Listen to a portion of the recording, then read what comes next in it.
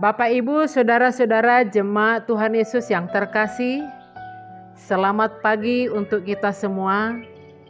Mari tetap kita budayakan untuk selalu dengan sukacita menerima renungan setiap harinya. Dan sebelum kita menggumuli kebenaran firman Tuhan pagi ini, mari kita berdoa. Terpujilah Engkau Bapa yang baik, yang memberkati kami dan melindungi kami, memberi kami sukacita, kekuatan baru pada pagi hari ini. Dan kami serahkan segala aktivitas kami serahkan hidup kami ke tangan Tuhan. Lindungi sertai kami Tuhan. Dan saat ini kami mau menerima kebenaran firman-Mu. Buka hati kami, mampukan kami mengerti dan menjadi pelaku-pelaku kebenaran firman-Mu. Hanya di dalam nama Yesus Kristus kami berdoa dan mengucap syukur. Amin.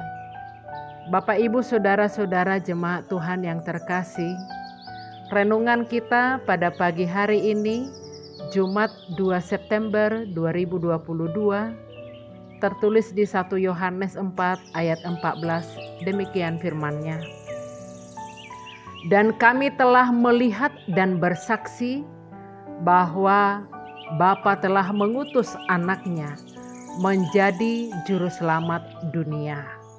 Bahasa Batak didok songonon. Wida jalahu hatidako kami, naung disuruh amai doanaki, bahen sipalua portibion. Demikian firman Tuhan. Bapak, Ibu, Saudara-saudara jemaat Tuhan yang terkasih, dalam momen-momen setelah Adam dan Hawa jatuh dalam dosa di Taman Eden, Allah berjanji bahwa seorang penebus akan datang. Dan di sepanjang perjanjian lama, janji itu terus bergerak maju. Janji itu bergema dalam korban anak domba Paskah. Tentang korban anak domba Paskah ini, itu juga disebut oleh Musa. Di Keluaran 12 ayat 21 dikatakan, lalu Musa memanggil semua tua-tua Israel serta berkata kepada mereka, pergilah, ambillah kambing domba untuk kaummu dan sembelilah anak domba Paskah. Bapak, Ibu, Saudara-saudara yang terkasih, di renungan kita pagi ini, di 1 Yohanes 4 ayat 14 ini menegaskan puncak dari kisah perjanjian lama itu. Kami telah melihat dan bersaksi bahwa Bapa telah mengutus anaknya menjadi juru selamat dunia. Apa yang dilakukannya? Allah menggenapi janji penyelamatannya atas dunia yang sudah hancur oleh dosa. Ketika Yesus mati dan bangkit kembali untuk mengampuni dan memulihkan kita kepada Sang Pencipta. Suatu hari nanti, Dia akan datang kembali dan memulihkan seluruh ciptaannya. Saat kita mengingat apa yang telah dilakukan Allah bagi kita, kita pun merayakan suatu hal yang luar biasa dari anugerah dan penyelamatan Allah bagi kita dan bagi dunia ini. Bapak, Ibu, Saudara-saudara yang dikasihi Yesus. Kita ingat kisah dua orang buta yang berseru-seru kepada Yesus. Mereka berkata, kasihanilah kami, hai anak Daud. Mereka terus berseru-seru. Lalu Yesus bertanya kepada mereka, percayakah kamu bahwa aku dapat melakukannya? Mereka menjawab, iya Tuhan, kami percaya. Lalu Tuhan Yesus menjamah mata mereka dan berkata, jadilah kepadamu menurut imanmu. Lalu mujizat terjadi, mereka dapat melihat. Lalu mereka memasyurkan nama Tuhan. Bapak, Ibu, jemaat yang dikasihi Yesus, ketika kita mengalami sesuatu, maka kita dapat menceritakannya karena kita telah mengalaminya. Yesus menginginkan kita menjadi saksinya. Yesus ingin kita menceritakan kepada orang lain tentang apa yang kita ketahui tentang Yesus, seperti yang dilakukan oleh dua orang buta yang sudah disembuhkan Tuhan Yesus. kita juga bisa menceritakan kebaikan Tuhan kepada orang-orang lain. Dan menceritakan bahwa di dalam Tuhan Yesus ada keselamatan. Tuhan rindu memakai kita menjadi saksinya. Bapak, Ibu, saudara-saudara yang dikasihi Yesus.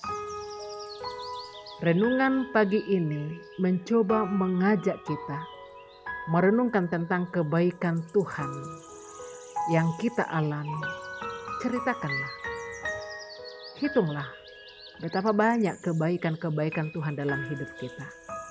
Maka kemudian Bapak, Ibu, saudara-saudara jemaat Tuhan Yesus, untuk dapat menjadi saksi dalam satu persidangan, syarat utamanya adalah orang yang langsung melihat dan merasakan kejadian perkara yang sedang disidang itu.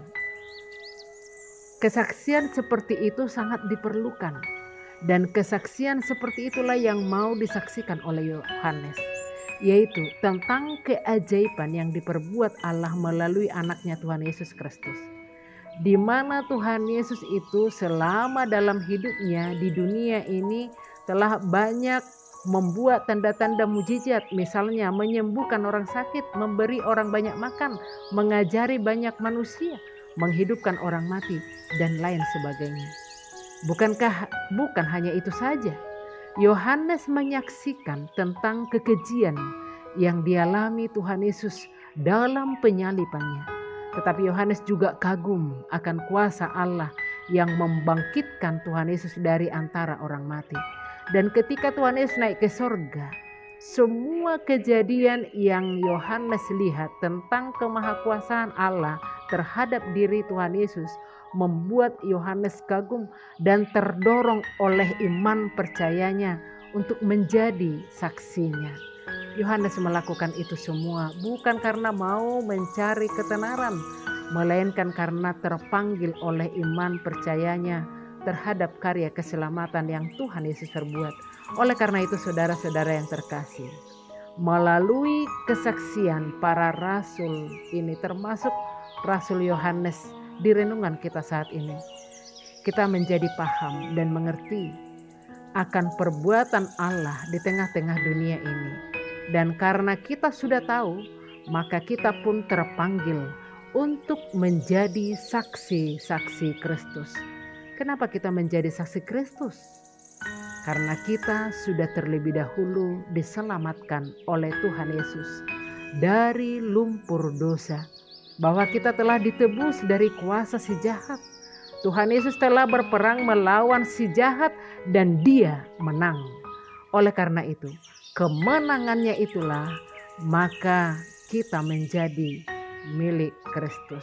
Itu sebabnya anugerah Allah yang membuat kita terhindar dari kematian kekal menjadi memperoleh kehidupan yang baru, kehidupan bersama Tuhan Yesus, menjadi dasar kita untuk saksi Kristus. Maka saudara-saudara jemaat Tuhan yang terkasih, apa yang sudah diperbuat Allah melalui Tuhan Yesus kepada kita, itu harus kita saksikan, agar semakin banyak orang yang mau menerima keselamatan dari Allah. Marilah menjadi saksi Kristus. Amin. Shalom Bapak, Ibu, saudara-saudara yang terkasih. Salam sehat.